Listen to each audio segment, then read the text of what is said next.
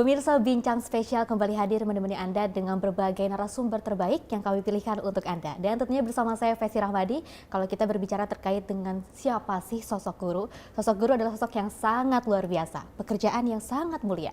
Dan kalau misalnya kita melihat terkait dengan kesuksesan seseorang, apapun profesinya, mulai dari dokter, pilot, polisi, bahkan polwan, semuanya pasti ada kaitannya ataupun berawal dari adanya seorang guru. Dan tentunya dengan jasa ataupun berkat dari jasa seorang guru tersebut, kita bisa menjadi seseorang pribadi yang sangat membanggakan. Dan telah hadir di studio Sinpo TV ada pahlawan tanpa tanda jasa, Ibu Suhartini, selaku guru dari SMP Islam Ruhama. Selamat pagi Ibu. Pagi. Ibu Suhartini, sebelumnya terima kasih banyak telah berkenan untuk hadir di Sinpo TV di Bincang Spesial. Khususnya Ibu sehat hari ini? Sehat, alhamdulillah. Alhamdulillah ya. Kalau misalnya aku lihat Ibu ini sangat luar biasa ya, awet muda. Karena kalau kita lihat memang seorang guru ini harus banyak sekali kesabaran yang sangat ekstra ya. Iya, tapi sebelum saya mau membahas terkait dengan bagaimana sih kurikulum pendidikan di tahun saat ini, dan juga pasti juga berbeda kan, apalagi Ibu ini sudah dari tahun 94 hingga 2024 ini menjadi seorang guru seperti itu ya, sangat betah sekali dan pastinya juga kesabarannya sangat luar biasa seperti itu. Apa sih yang awalnya membuat Ibu ini akhirnya tersentuh atau tersentil, oke deh kayaknya aku mau jadi guru? Oke, nama saya Ibu Suhartini, lahir di Ciamis. Betul. Kemudian sebenarnya di keluarga itu tidak ada yang jadi background guru. Cita-cita itu adalah dari hati sanubari yang paling kecil saya. Waktu lulus SMP, saya sebenarnya tes di sekolah, namanya dulu itu adalah SPG, Sekolah Pendidikan Guru gitu. Jadi waktu itu kebetulan tidak lolos, jadi saya ke SMA. Lalu dari SMA saya kuliah ke Sekolah Tinggi Keguruan dan Ilmu Pengetahuan. Seperti itu, kemudian lulus tahun 1993, yang waktu itu ada program D3 dan S1. Kemudian setelah itu saya ikut tes PNS di tahun 1904, tapi langsung dapat tes PNS, lalu ditugaskan di SMP Islam Ruhama, SK-nya. Sampai sekarang berarti sampai Ibu sekarang, ya? Dan kalau kita lihat memang kalau dari tadi pemaparan Ibu, dulu itu untuk menjadi seorang guru begitu mudah ya, berbeda dengan sekarang. Dulu dari SPG, ya, terus bisa langsung diterjunkan untuk menjadi seorang guru, bahkan langsung diangkat menjadi PNS. Tapi sekarang harus ada pendidikan terkait dengan sumpah jurusan seperti itu ya, sumpah profesi. Kalau kita lihat itu adalah PPG untuk kita bisa nanti akhirnya bisa menjadi seorang guru. Tapi kalau kita lihat Ibu kan dari 94, berarti tentunya juga sudah tahu dong lika-liku perjalanan ataupun bagaimana sih situasi sekolah yang ada di SMP Islam Ruhama ini. Oke, jadi SMP Islam Ruhama itu adalah sebuah lembaga pendidikan formal yang di mohon maaf, ini swasta Bu? Swasta, ya betul, swasta. Yang pelopornya adalah Ibunda Profesor Dr. Zakiah Darajat, seorang guru besar UIN Syarif Hidayatullah Jakarta. Beliau adalah mendirikan SMP Islam Ruhama yang sekarang bernaung di bawah naungan UHAMKA, Universitas Profesor Dr. UHAMKA yang ada di Pasar Bo. Dan SMP Islam Ruhama ini adalah sekolah yang formal yang mengedepankan tentang agama, yaitu adalah agama Islam. Betul. Kemudian juga tentang pendidikannya berkarakter, yang mencetak adalah generasi penerus bangsa yang tangguh, yang bisa nanti di masa depan.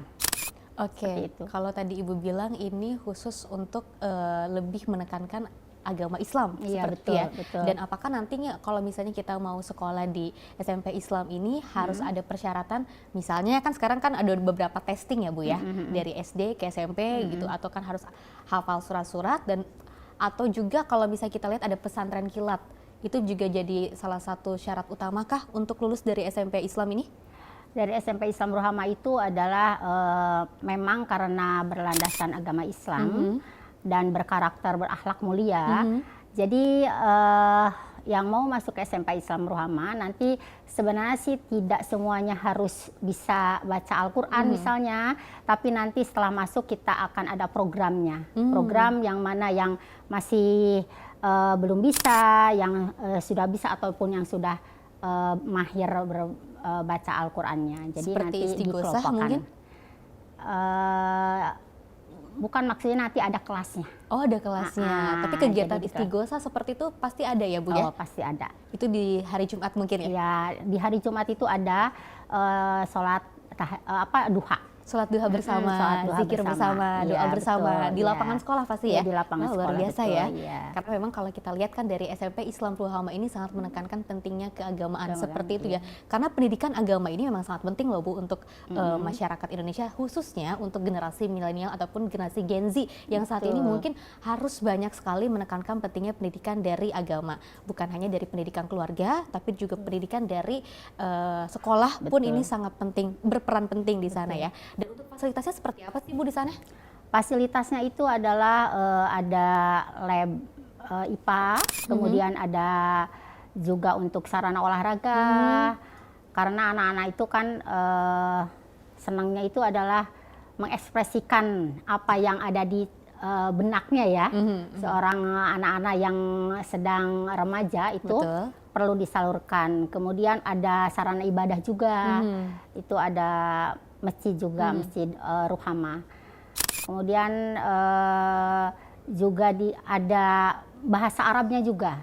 Kemudian ada bahasa Arabnya dan kegiatan-kegiatan lain yang seperti ada lab-lab bahasa juga. Oh, lab bahasa seperti itu. Jadi banyak sekali fasilitas yang memang Ya, untuk betul. menunjang pendidikan dan juga bagaimana caranya bisa mengekspresikan diri dari para siswa dan juga siswinya di Iya, sana betul, seperti itu ya. betul, ya. Dan kalau memang seperti itu Bu, kan pastinya juga tadi Ibu bilang banyak sekali siswa di sana yang ingin mengekspresikan diri.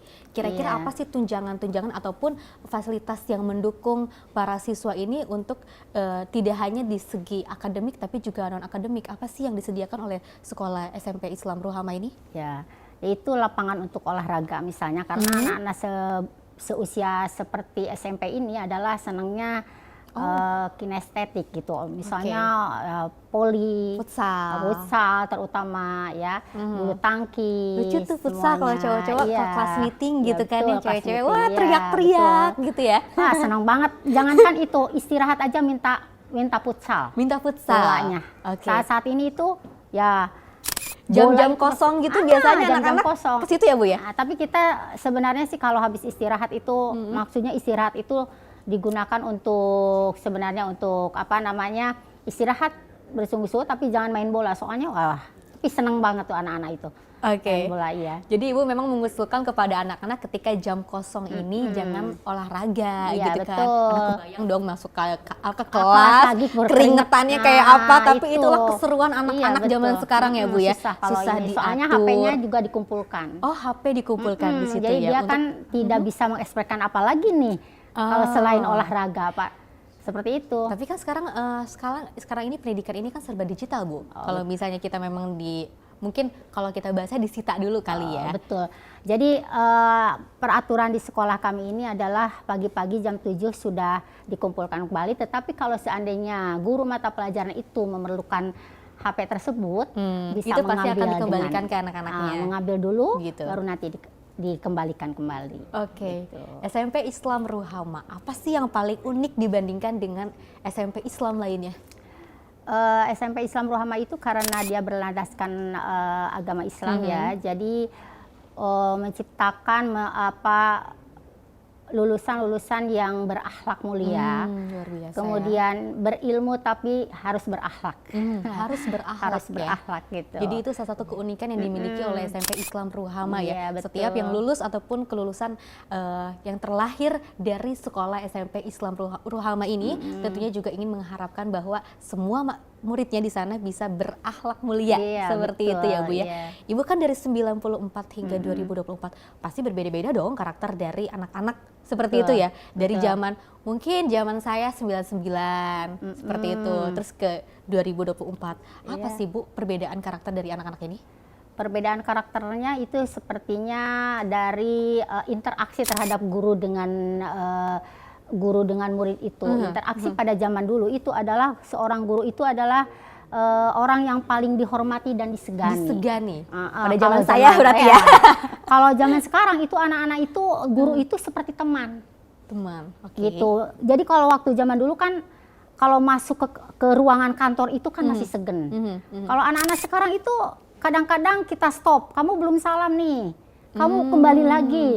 Jadi seolah-olah itu mau ke ruangan kelas yang tidak ada. Ini adalah ruangan guru. Kadang-kadang seperti itu. Jadi itulah yang perbedaan generasi kali ya. Generasi yang tapi tetap meskipun seperti itu kita tetap memberikan arahan bagaimana cara meskipun teman, maksudnya bagaimana batas teman itu dengan guru itu. Gitu. Tetap dikasih batas-batas. Belum ada berarti ya. Kalau kita dulu memang menerapkan 5S, sapa, sopan, salam, senyum, seperti itu kan ya? Iya, betul. Karena kalau kita lihat memang pada zaman dulu ini sangat berbeda dengan zaman sekarang loh Bu. Guru ini sangat disegani, guru ini sangat ditakuti. Kita kalau udah lihat guru di lorong gitu ya, semua udah pada bubar gitu kan ya. Tapi sekarang anak-anak zaman sekarang memang kita melihat ini sesuatu yang fakta pemirsa ya, terkait dengan karakter anak ini pasti juga sangat berbeda. Dan tadi juga Ibu sempat mengatakan bahwa anak zaman sekarang ini atau generasi milenial di 2024 ini melihat guru ini sebagai seorang teman. Apakah itu menjadi sebagai PR juga buat guru-gurunya ketika dulu yang sangat disegani gitu kan ya sama murid-muridnya, tapi sekarang gimana caranya harus bisa mendekati anak-anak, itu jadi PR nggak sih Bu? Sebenarnya sih gini, kalau anak sekarang itu kalau kita pendekatannya itu enak ke anak, kita masuk ke dunianya dia, itu anak-anak itu memang tetap menghormati kepada kita. Tapi asal kita guru itu tahu bagaimana nih keinginan anak ini. Kalau melenceng ya kita arahkan, luruskan. Kalau misalnya masih betul di arah jalur yang benar ya kita kasih apresiasi. Gimana cara Ibu buat pendekatan sama anaknya Bu? Pendekatan dengan anak itu misalnya kita menanyakan bagaimana di rumah, gitu. Dengan siapa di rumah, bagaimana cara kita kalau memberikan tugas, ngobrol aja gitu.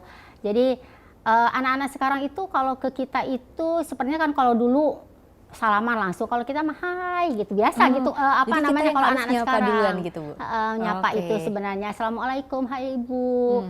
Misalnya anak sekarang itu berani, ibu cantik hari ini, berani seperti itu. Ibu misalnya kalau misalnya nggak pakai kita lagi kurang fit misalnya kesehatan, ibu kok pucat ya. Kalau zaman dulu kan boro-boro kita berani gitu loh. Berani seperti itu. Takut gitu ya. Takut kalau sekarang. Apakah artinya dengan tandanya murid-murid ini menganggap semua guru itu adalah teman, tapi juga ada juga yang membangkang seperti itu. Gimana cara Ibu bisa untuk menarik kembali seperti itu? Tadi kan Ibu juga menggunakan soft approach ya, gitu kan ya, pendekatan yang dari ngobrol, komunikasi, karena segala sesuatu juga kita harus dikomunikasikan yang sangat baik seperti itu ya. Untuk tingkat prestasi anak-anaknya seperti apa sih Bu di sana? Prestasinya itu sudah bisa ada yang 30 juz hafal. 30 bukan 30 juz 30 maksudnya. Juz 30 sudah hafal karena di SMP Islam Rahmah itu adalah agamanya itu ada dipecah gitu, maksudnya banyak, tidak seperti di SMP negeri yang lainnya. Jadi ini programnya seperti MTS. Tapi bukan dari Kemenak tapi dari Kemendikbud. Tapi ada nilai, ada plusnya. Agamanya dipecah gitu. Ada keunikan apa nggak sih Bu dari masing-masing siswa mahasiswi gitu Bu? Keunikannya ya banyak juga sih, bermacam-macam ya.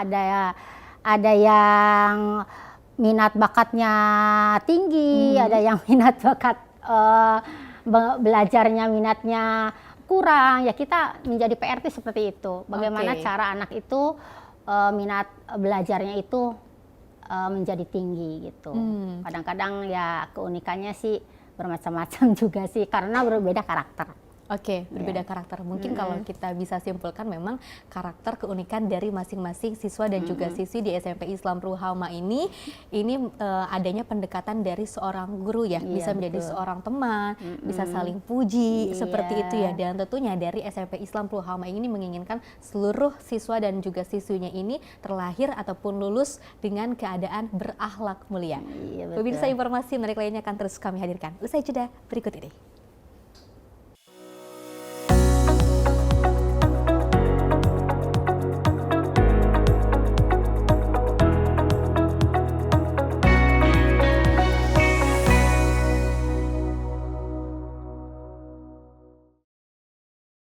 Halo, selamat malam pemirsa. Senang sekali rasanya kami mengisi ruang informasi Anda. Akhiri aktivitas Anda dengan rangkuman perkembangan peristiwa yang terjadi sepanjang hari.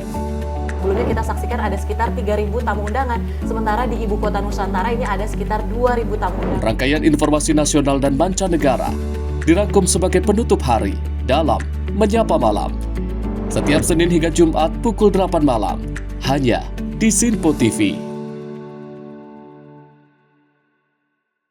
Halo, selamat pagi pemirsa Simpo TV. Selamat pagi Andi. Selamat pagi, Fen. Beragam informasi terbaru hadir menemani Anda sebelum memulai hari. Itu memang dari Menteri Perhubungan juga mendukung, Betul. dari Menteri Keuangan juga mendukung, dan kita sebagai masyarakat pun juga Harus mendukung. Mengangkat isu yang tengah menjadi pembicaraan paling hangat. Semarakan pagi Anda bersama Menyapa Pagi. Setiap Senin hingga Jumat pukul 6 pagi, hanya di Sinpo TV. Pemirsa Simpo TV kembali hadir menemani Anda dengan berbagai informasi yang telah kami rangkum dalam sepekan. Sajian lengkap informasi sepekan kami hadirkan untuk Anda. Badan Legislasi DPR menemui masa unjuk rasa di depan gedung DPR RI Senayan, Jakarta. Menemani akhir pekan Anda bersama keluarga dengan rangkuman berita menyeluruh dalam Sinpo Sepekan. Setiap minggu pukul 6 pagi, hanya di Sinpo TV. Halo pemirsa, kami kembali hadir dengan sejumlah informasi yang kami himpun dari berbagai penjuru dunia. Rangkaian informasi yang membuat akhir pekan Anda begitu bermakna. Sebuah kelompok di Afrika Selatan memberikan layanan pertunjukan film dengan tenaga surya. Berita yang menjadi sorotan media dari dalam dan luar negeri, kami hadirkan untuk menemani pekan Anda dalam Sinpo Dunia Sepekan, Sabtu dan Minggu pukul 9 pagi, hanya di Sinpo TV.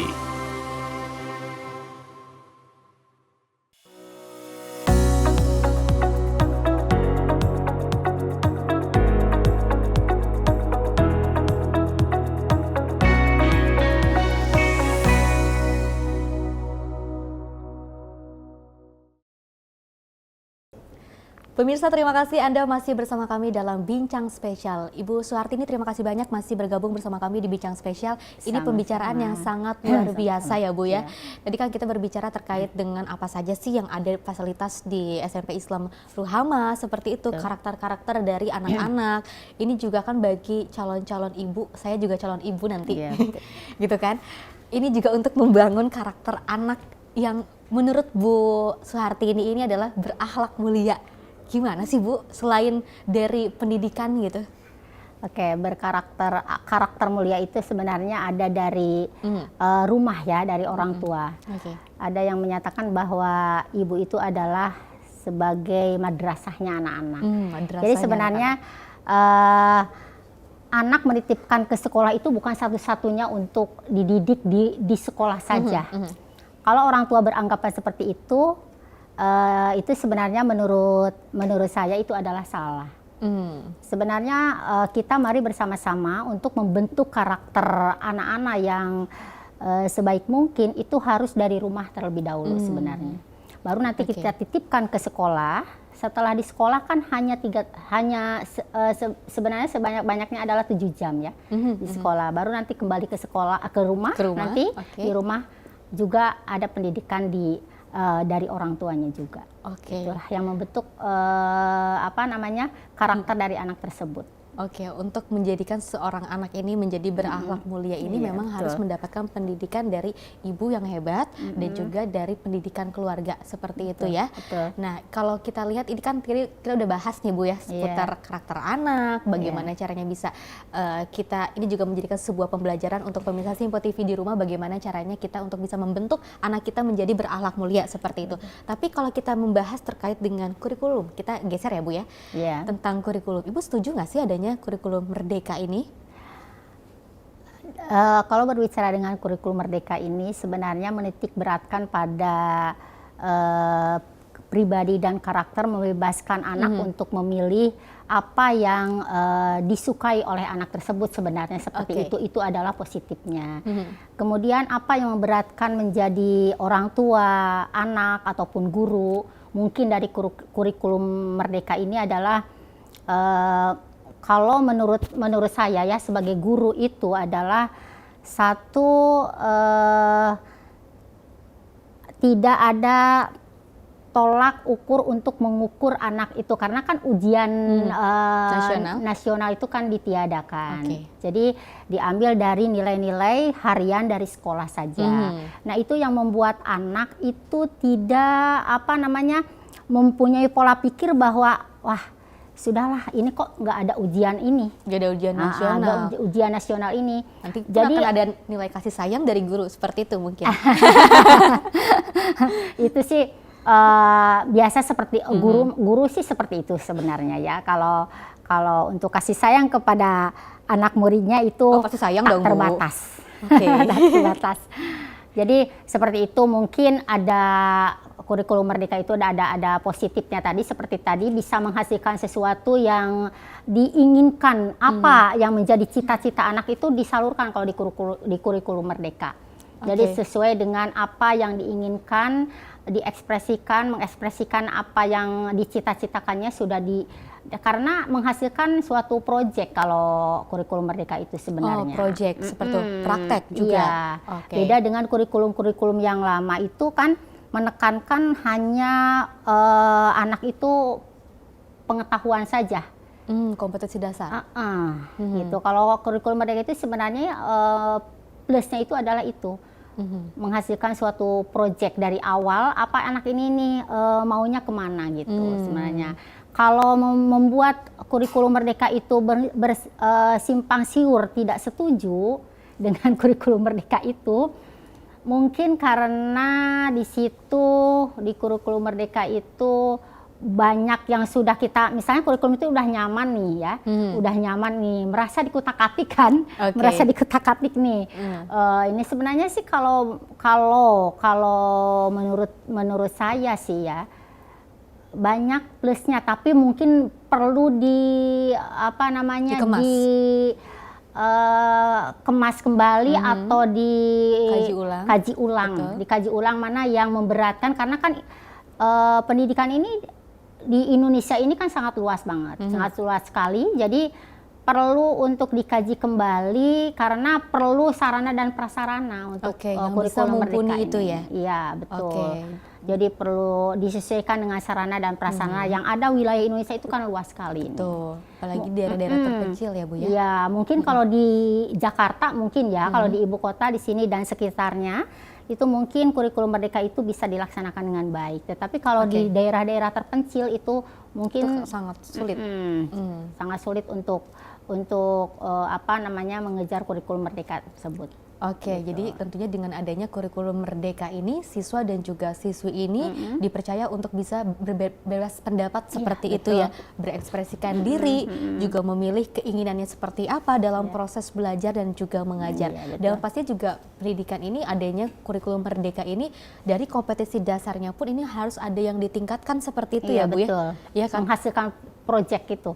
Itu kan ya. Tekankannya. Yang awalnya sederhana kita kaji ulang menjadi harus ditingkatkan kembali dari kompetensi dasarnya seperti itu. Dan kalau kita melihat juga ini pasti akan ada kesulitan nggak sih Bu terkait dengan kurikulum merdeka ini, apalagi kan dari zaman sekarang dan juga zaman dahulu gitu kan ya. Ini kan serba digital sekarang. Apakah akan ada kesusahan nggak sih dari Ibu selaku guru dari awal sampai akhir nih Bu, yang mungkin awalnya semuanya serba manual, semuanya serba mengalir seperti itu, Iya. tapi sekarang harus diribetkan dengan adanya digitalisasi. Iya, betul.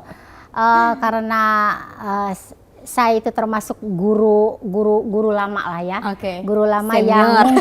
yang mungkin untuk digitalisasi saya bukan zamannya dulu itu. Jadi saya berusaha untuk mempelajari terhadap guru-guru yang muda tentang digitalisasi IT tersebut untuk Bisa mengikuti. bisa Oke. mengikuti kurikulum Merdeka tersebut. Karena kalau mengajar itu kalau zaman dulu tuh kan hanya berfokus kepada guru saja, yaitu sistemnya sistem ceramah. Oke. Kalau sekarang kan harus ada pertanyaan pemantik, kemudian anak-anak zaman sekarang kan generasi apa ya ini ya, generasi Z kali Iya, ya, Gen Z. generasi ya. Ini kalau hanya ceramah saja dia bosan. Oke. Jadi mesti harus kita Bikin media belajar yang memang bukan- menarik untuk siswa dan juga betul, siswi ya. Betul, harus membuat media pembelajaran yang menarik buat anak-anak tersebut. Jadi tidak bosan untuk di kelas. Oke, Seperti itu. makanya langsung kebanyakannya praktek seperti itu. Dan tentunya juga dengan adanya kurikulum Merdeka ini memang ada plus dan juga minusnya ya Bu ya. minusnya, ya. Tidak semuanya buruk dan tidak semuanya juga positif. Ini juga sebanding lah seperti itu ya Bu. betul. Tapi kalau misalnya menurut Ibu Suharti ini yang dari 94 tahun 94 hingga sekarang jadi guru. Sebenarnya kalau misalnya ada penghapusan UN ini setuju nggak sih Bu? Untuk sebagai acuan kelulusan ya? Iya. Mhm. Kalau menurut pendapat saya sendiri ya, maunya sih ada UN lagi. Oke. Iya. Mhm. Entah itu ada politik atau tidak, yang penting guru itu harus ada UN. Karena dengan UN itu adalah murid itu ya Ada mengejar. termotivasi untuk belajar lebih ya, Bu, ya? Oke. Untuk belajar dengan sungguh-sungguh sampai anak-anak itu belajar itu ada bimbel segala. Oke. Kalau mau UN itu. Kalau sekarang kan udah dengan ujian sumatif saja sudah cukup Mhm. gitu. Tetapi mungkin yang pembuat si kurikulum Merdeka ini ada tujuan-tujuan tertentu kan ya yang mau dicapai. Oke. Seperti itu mungkin. Dan pasti juga kan karakter dari anak-anak ini kan berbeda ya Bu ya. Iya, Tapi juga semua anak ini tidak ada, maksud saya ada yang rajin, ada yang tidak, betul. ada yang bisa cepat menangkap, ada pun yang memang ada agak terlambat seperti itu. Iya, betul. Gimana caranya Ibu sebagai seorang guru yang sudah berpuluh-puluh tahun seperti itu untuk bisa menyeimbangkan anaknya yang mungkin terlambat dalam menyerap semua materi dari guru-gurunya, tapi bisa mengejar teman-temannya? Di sekolah kami itu sebenarnya ada sudah menerapkan yang inklusif itu. Oke. Jadi yang berkebutuhan khusus itu sebenarnya ada. Oh. Gitu ya. Tapi sekolah kami ini sebenarnya tidak menerima sih, tetapi itu hanya pas masuk oh ada yang seperti ini. Jadi kita mungkin di dalam pendekatannya saja. Oke. Pendekatan kita sudah tahu kan, pertama kita masuk ini 1 minggu aja sudah tahu mana yang ABK ya, anak berkebutuhan khusus. Oke. Ya hanya 5% saja sebenarnya yang anak berkebutuhan khusus. Mana yang sedang dan mana yang kecerdasannya di atas. Jadi kita sudah tahu ini sebenarnya 1 bulan juga sudah tahu gitu. Jadi Oke. kita bagaimana cara pendekatan kepada anak yang agak lambat ya maksudnya, agak lambat untuk merespon, menyerap materi yang kita sampaikan. Oke, apakah ada pembelajaran tambahan mungkin Ibu? Pembelajaran tambahan itu kalau di SMP Islam Ruhama mungkin kalau ada yang minta misalnya kita layanin, tapi kebanyakan di luar bimbelnya. Oh Seperti gitu. itu, ya. Sekarang kan UN sudah dihapus ya Bu, tapi ini kan akan dikaji ulang sama Pak Abdul Muti Pak seperti Abdul itu Muti. ya. Nah kita melihat memang apakah dengan adanya UN yang dihapus ini membuat anak-anak di SMP Islam khususnya ya Bu ya, untuk tidak tertarik lagi untuk ikutan bimbel apa gimana ya Bu? Sebenarnya untuk yang bimbel itu kalau di SMP Islam Ruhama sih kalau saya tanya ke anak-anak langsung ada mungkin hanya sekitar 10%-an yang ikut muka sesuai berbeda sama ketika ada UN. berbeda Oke. dengan ketika ada UN. Itu sangat mempengaruhi Seperti itu, berarti ya Bu ya. sangat mempengaruhi sekali.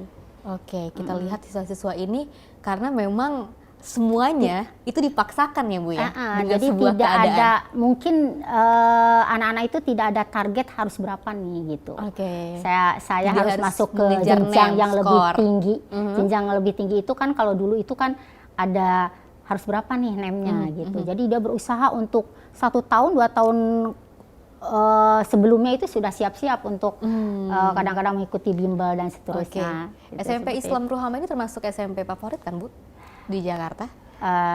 Alhamdulillah di Tangerang Selatan ini. Oh iya iya. Karena ini dinaungi oleh UHAMKA. Jadi Universitas Profesor Dr. Hamka yang ada di Pasar Rebo tersebut. Oke, dan dengan adanya kurikulum Merdeka ini pastinya juga agak sedikit mungkin kalau kita lihat keluhan dari orang tua murid ini agak sedikit memberatkan orang tua seperti itu. Iya. Kita melihat bahwa masuk SD aja kita harus bisa untuk bisa baca dulu. Tapi kalau di Ruhama sendiri ada kriteria harus bisa apa dulu nggak sih Bu untuk bisa masuk ke SMP Ruhama ini? Jangan dulu dijawab, usai jeda kita akan kembali.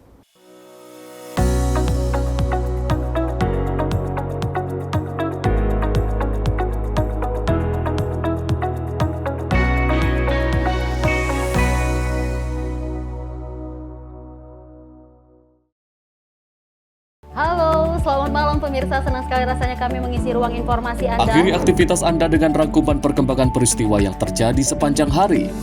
Sebelumnya kita saksikan ada sekitar 3.000 tamu undangan, sementara di Ibu Kota Nusantara ini ada sekitar 2.000 tamu undangan. Rangkaian informasi nasional dan mancanegara dirangkum sebagai penutup hari dalam Menyapa Malam.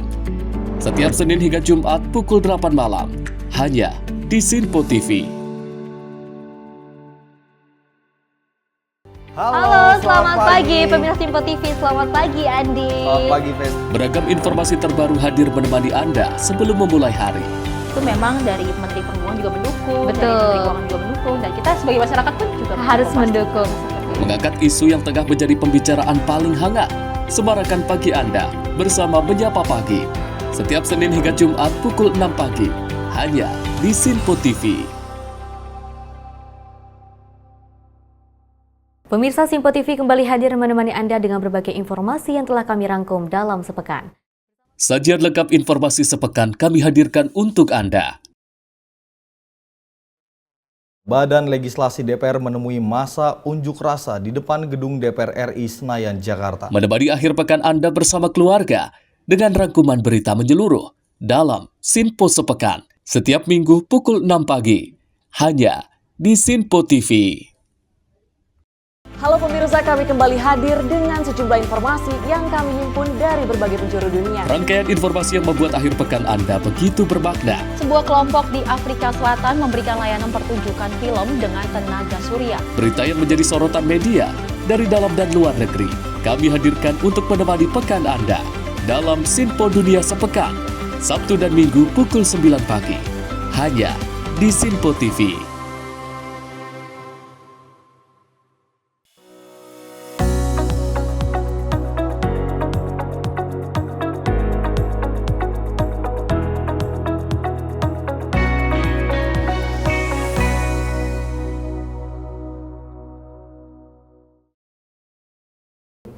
Terima kasih pemirsa, Anda masih bersama kami dalam Bincang Spesial. Tadi kita sudah berbicara dan juga ngobrol-ngobrol santai bersama dengan pahlawan tanpa tanda jasa, ibu guru yang sangat luar biasa ini, Bu Suhartini. Tapi juga ini kita kehadiran satu narasumber yang memang karakter ibu yang sangat hebat. Ini ada Ibu Endah Savitri. Selamat pagi Ibu Endah. Pagi, Mbak. Bu Endah, terima kasih banyak ya telah berkenan untuk bergabung bersama saya di Bincang Spesial berbarengan dengan Ibu Suhartini. Mungkin sudah saling kenal ya, seperti itu ya. Bu Endah cantik sekali hari ini ya.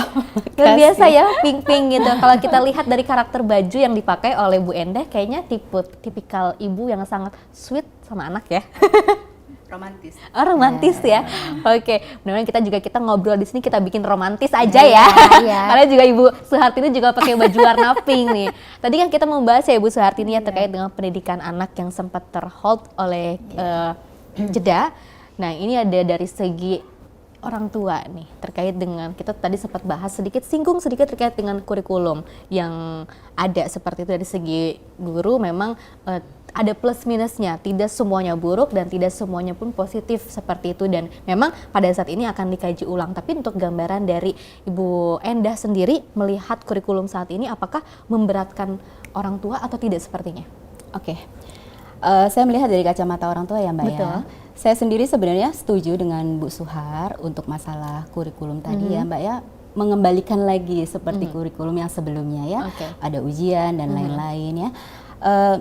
Ya kita dukung aja Mbak untuk masalah itu, dan sepertinya memang ada minus plusnya ya tadi untuk anak giat belajar. Oke. Itu memang untuk kurikulum Merdeka ini agak kurang ya gitu kan, karena untuk pemahaman materi sendiri untuk anak-anak ini lebih menyerahkan segala sesuatunya ke anak-anak Mbak gitu. Jadi untuk guru sendiri sepertinya memang tidak ada power untuk menegakkan pendidikan itu harusnya seperti apa pengajaran kita zaman dulu ya, gitu kan. Karena kalau guru itu kan harus begini, kalau dulu kita oke. Nah sekarang lebih ke gimana anaknya deh gitu kan. Kurikulum Merdeka lebih seperti itu sih menurut saya gitu Mbak.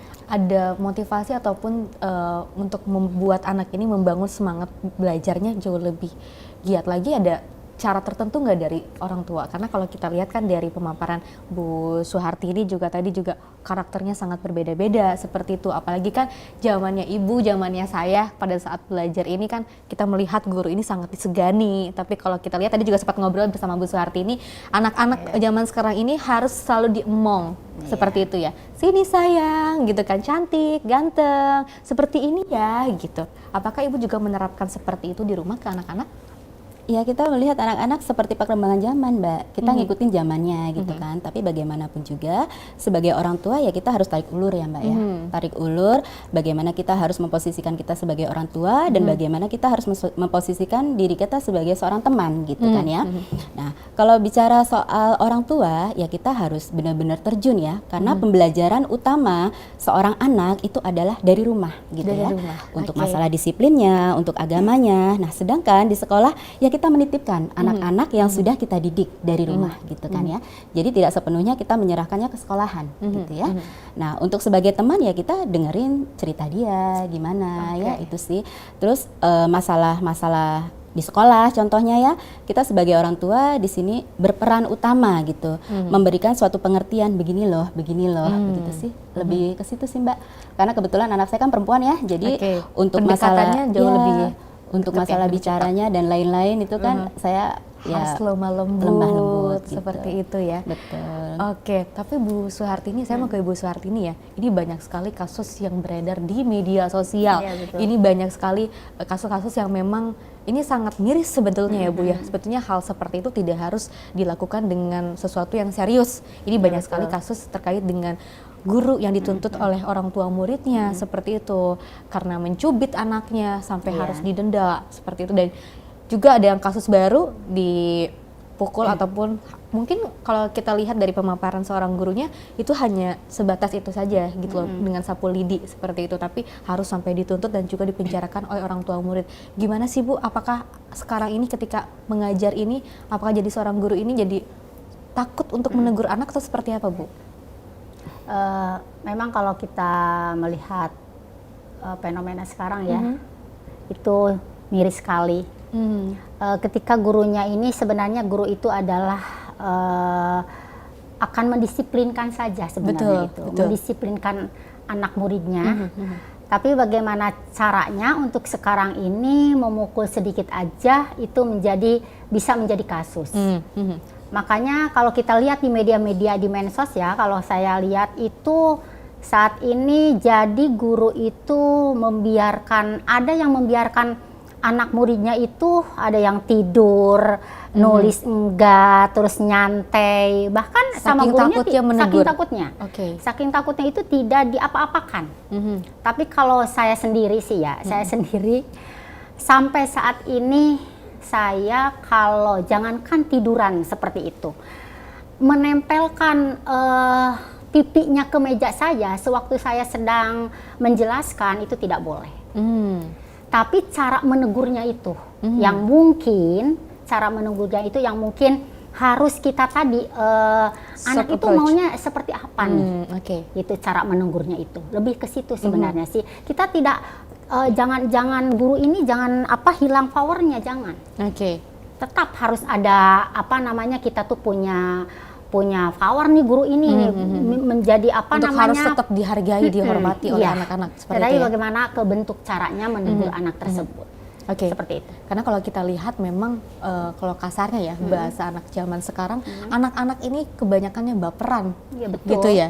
Jadi harus banget ada pujian kepada anak, harus diapresiasi Iya, betul. seperti itu ya. Dan kalau zaman saya dulu kalau dimarahin oleh guru masuk ke rumah jangan sampai orang tua tahu, karena itu akan lebih seperti itu. parah dimarahin Iya, sama orang betul, tua, betul sekali, gitu kan Bu betul ya. sekali. Tapi kalau dari pandangan orang tua murid, Bu Endah melihat kasus yang sudah beredar di media sosial seperti itu, ini sangat miris sekali. Dan juga ada salah satu guru yang memang mengusulkan kepada Kemendikbud yang sekarang untuk Pak Abdul Muti untuk adanya perlindungan kepada guru. Seperti apa kira-kira pandangan dari orang tua murid? Oke.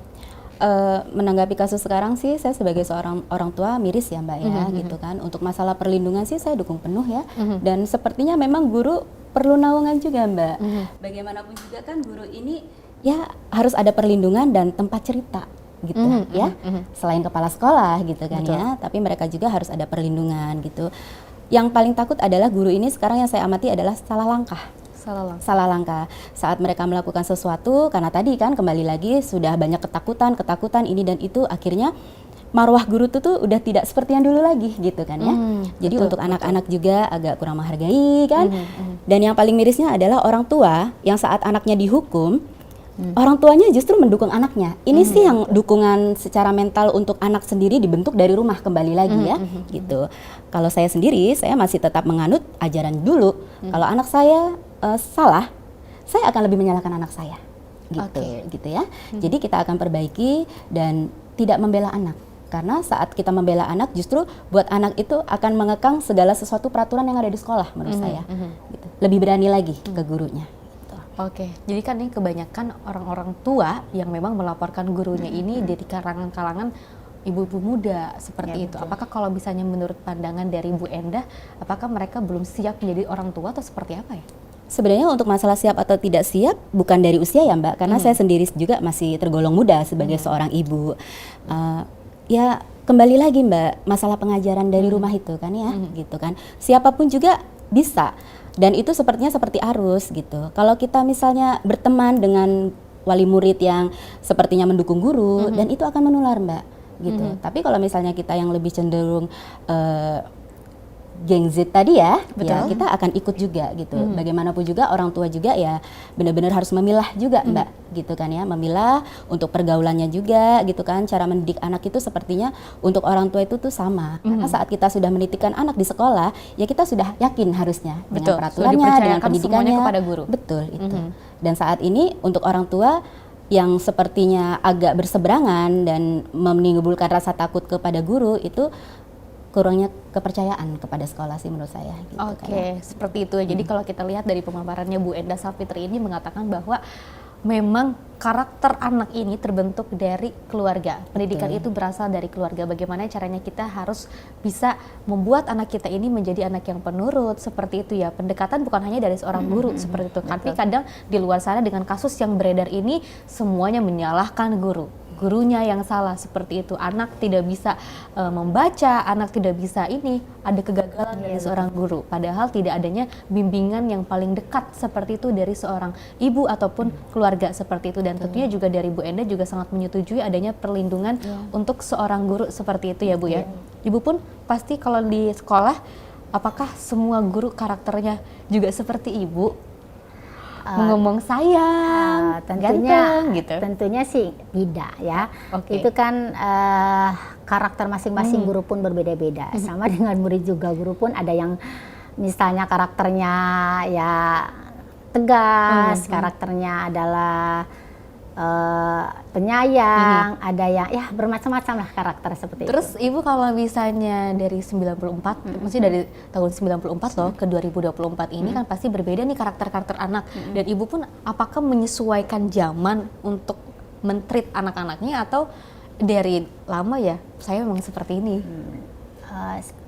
Kalau karakter sih sebenarnya ya karakter saya itu memang dari, kalau karakter seorang manusia itu kan memang tidak bisa dirubah sebenarnya ya, tapi bisa dirubah mungkin dalam waktu yang lama. Tetapi kalau sekarang sih saya ini sebenarnya mengikuti zaman. Kan ada lebih banyak pepatah mengikuti mengatakan zaman. bahwa didiklah anak itu dengan zamannya. Kan seperti itu. Ya, jadi sesuaikan dengan zamannya. Jadi saya mungkin juga mengikuti zamannya, seperti itu. Dan ibu juga dulu pasti kan zamannya sekolah, ketika kita melihat guru sangat disegani, tapi sekarang banyak yang membangkang seperti itu. Gimana caranya ibu bisa mendidik anak-anak ibu ini untuk bisa terus menghargai guru di sekolah? Ya, karena saya selalu mengajarkan semua itu karena guru. Keberhasilan seorang anak tidak jauh dari guru, Betul. Mbak, ya. Jadi sebenarnya lagu-lagu yang dulu tuh sebenarnya kayak Busut segala macam itu memang benar-benar harus sering didengarkan oleh anak. Hormati gurumu, sayangi teman. Itu Bukan sepertinya sayangi pacar ya, Bu, ya? Ya, jadi sekarang sayangi pacar ya kan, gitu. Jadi itu segala sesuatu yang kayaknya sering dilupakan ya, gitu kan. Jadi memang ya kita harus membangkitkan lagu-lagu dulu, gitu kan ya Mbak ya. Dan mudah diucapkan, tapi untuk saat ini sangat sulit dilakukan. Gitu. Jadi kita di sini kebetulan saya juga kan sebagai tadi ya ketua komite yang istilahnya menaungi banyak wali murid. Gitu. Di sini saya mengajak wali muridnya terutama untuk mendukung pertama kan, mendukung guru-gurunya, mempercayakan anak-anaknya untuk dididik, Mbak. Oke, ibu kan seorang komite sekolah ya di sana, berarti sebagai wali murid dari beberapa orang tua di sana. Gimana? Apakah dari ibu sendiri ada kegiatan sosialisasi untuk seperti ini loh? Untuk kita membangun karakter anak, untuk membantu guru-guru yang memang pada saat ini kasus ini membludak sekali, Bu. Ya, kalau untuk sosialisasi terhadap wali murid kita sering lakukan, Mbak ya, terutama kita di sini ada perwakilan seperti Korlas gitu ya, gitu. Jadi biasanya mereka Korlas, koordinator kelas. iya koordinator kelas yang biasanya mereka ada keluhan itu biasanya ke komite gitu kan ya. Nah di situ kita akan selesaikan. Keluhan Mbak. apa sih, Bu, biasanya dari ibu-ibu? Keluhan dari ibu-ibu biasanya sih ya masalah laporan ini, laporan itu ya, sarana prasarana. Tapi alhamdulillah untuk saat ini sih ya berjalan lancar aja Mbak gitu kan ya gitu. Tapi intinya sekarang dengan kasus yang ada di sini saya lebih fokus ke anak-anak gitu. Anak-anak bagaimana kita mengembalikan lagi marwah seorang guru gitu ya. Marwah seorang guru menghargai karena keberkahan keberkahan ilmu itu adalah dari anak-anak dan orang tuanya yang mendukung pengajaran dari gurunya sendiri gitu ya. Guru itu sangat ikhlas, Betul, sangat ikhlas. penyayang, dan juga kesabarannya sangat luar biasa ya. Kalau tadi kita mengutip kata-kata saya dari awal, memang kesuksesan seseorang itu semuanya berawal dari seorang guru dan juga seorang ibu dan keluarga yang hebat seperti itu ya. Tapi kalau kita berbicara terkait dengan kesejahteraan guru, Bu, Ibu, yang Ibu rasakan, Bu Suhartini, sekarang seperti apa sih kesejahteraan guru ini? Mungkin kesejahteraan ini adalah penting untuk guru ini supaya guru itu mendapat Perhatian khusus dari pemerintah. khusus pemerintah untuk mensejahterakan guru supaya nanti di dalam melaksanakan tugasnya itu guru ini adalah tidak terganggu gitu, tenang gitu kan. Ada malah di sekolah kami itu yang mengajar sampai 2 sekolah. Untuk mengejar kesejahteraan tersebut, karena mungkin tidak cukup untuk 1 sekolah, jadi beliau mengambil mengajar di sekolah lain lagi. Apa itu honorer maksudnya, Bu? Honorer, betul. Berapa persen guru honorer yang ada di SMP Islam? Honorer di SMP Islam Ruama lebih banyak dari 75% ada. Masih banyak juga ya, berarti ya, Bu ya? Masih banyak. Ini, tapi kalau Ibu lihat sekarang dari Prabowo Subianto, presiden kita, betul seperti itu, ini akan mengadakan kesejahteraan bagi guru, akan menaikkan gaji seperti itu. Mudah-mudahan ya, kita aminkan semuanya. Mudah-mudahan tidak hanya untuk ASN saja ataupun yang sudah PNS, tapi juga untuk guru honorer juga. Ya, betul. Ini ya, Bu ya, itu pasti harapan ya. Iya, harapannya terutama guru-guru honorer itu mungkin diangkat menjadi P3K gitu kan. Sekarang programnya bukan ASN lagi untuk guru, tapi ada P3K. Mudah-mudahan semua guru honorer itu diangkat menjadi P3K. Amin ya, Bu ya. Iya, karena kan kalau biarpun dulu kan saya sebenarnya ya tidak itu, tapi saya mengharapkan teman-teman semuanya, apalagi yang di di pedalaman gitu, itu seperti sangat itu sulit yang sekali, Bu ya. Yang Honorer itu sebulannya itu ada yang 300.000. Kalau kita baca di medsos itu ya, di media sosial itu sangat miris sekali untuk menghidupi 1 bulan. Iya, Saya kadang-kadang, 300.000. ya Allah, kalau saya mungkin masih beruntung ya, ada di wilayah Atau di fase mengajar ini, ya oke. di Tangerang Selatan yang mungkin kesejahteraan cukup lah ya, tetapi dikata cukup ya masih kurang juga. Seperti itu. Iya. Oke. Jadi memang kalau terkait dengan kesejahteraan guru, kita mengharapkan mudah-mudahan dari terpilihnya Prabowo Subianto dan juga Gibran Rakabuming Raka ini bisa terus mengedepankan kesejahteraan guru. Seperti itu ya Bu ya. betul. Ya Bu Endah, ini banyak sekali beredar di media sosial. Kita melihat video-video anak-anak yang memang membangkang kepada guru-gurunya seperti itu ya, melawan, terus juga bisa berkata kasar seperti itu. Harapannya seperti apa sih Bu untuk nantinya karakter anak di SMP ini, khususnya juga anak Ibu, tidak sampai seperti itu? Oke, harapannya kembali lagi Mbak, pembelajaran PPKN ya, lagu-lagu zaman dulu, kita sebagai seorang orang tua berperan penting di situ. Berarti kan bukan menitipkan semuanya ke guru ya, gitu kan. Dari kita juga harus selalu memberikan pengertian agar anak-anak kita tidak salah bergaul ya Mbak ya. Pembatasan gadget itu yang terutama ya, berperan penting untuk anak-anak kita, akhlaknya tadi Mbak. Oke, untuk kembalikan marwah dari seorang guru. Betul, seperti marwah itu ya. guru. Oke, Bu Suhartini, mungkin terakhir, ini apa sih harapannya untuk pemerintah terkait kesejahteraan guru, juga terkait dengan perlindungan guru dengan adanya banyak sekali kasus yang memang membebankan dan juga sangat miris sekali untuk pemerintah? Iya, betul. Silakan Bu. Harapannya untuk Pemerintah? gimana tuh kalau gitu? Untuk pemerintah. Oke. Harapannya untuk pemerintah dalam hal kesejahteraan, mohon kepada yang berwenang meningkatkan kesejahteraannya untuk guru semua supaya dalam melaksanakan tugasnya itu adalah ada ketenangan. Oke, ada ketenangan seperti itu ya, ada kedamaian di sana. Karena kalau kita lihat memang pemirsa, tugas dari seorang guru ini sangat luar biasa. Kesabarannya pun harus sangat penuh seperti itu ya. Tidak hanya kita memberikan sebuah materi saja, tapi juga bagaimana caranya guru ini bisa memberikan yang terbaik untuk muridnya dan juga memberikan pendekatan yang sangat luar biasa kepada murid dan juga anak-anak seperti itu. Mungkin dari Ibu Bu Endah terkait dengan harapan untuk pemerintah terkait dengan pelindungan guru, singkat saja. Oke, harapan saya itu masalah finansial guru diperhatikan ya Mbak Oke. ya. Karena ketenangan itu kembali lagi masalah finansialnya yang baik ya. Jadi guru hanya fokus untuk mengajar, untuk urusan finansial dan kesejahteraan kita serahkan ke pemerintah gitu. Oke. Tentunya lagi-lagi kalau kita lihat harapan untuk pemerintah memang terkait dengan adanya finansial. Karena dari dulu hingga sekarang miris sekali, banyak sekali memang yang sudah usia pensiun tapi belum diangkat menjadi PNS dan masih menjadi seorang guru honorer dan masih bertahan untuk menjadi seorang guru dan juga mengembangkan tugasnya sangat luar biasa. Dan itu kita terbukti memang dilihat bahwa seorang guru ini bekerja dengan sangat ikhlas seperti itu ya. Dan mudah-mudahan masyarakat Indonesia di luar sana juga bisa lebih hormatilah guru kalian seperti itu ya. Dan untuk pemerintah mudah-mudahan bisa terus memperhatikan guru dengan sangat luar biasa dan juga terkhusus oleh guru adalah finansial dari kesejahteraan guru. Bu Suhartini dan juga Bu Endah, terima kasih banyak telah hadir di Bincang Spesial. Mudah-mudahan sehat selalu, Ibu juga sehat selalu, Bu Suhartini juga bisa terus dan mendapatkan sebuah ketenangan. Baik pemirsa, demikian Bincang Spesial kali ini. Saya Fesi Rahmadi, terima kasih dan sampai jumpa.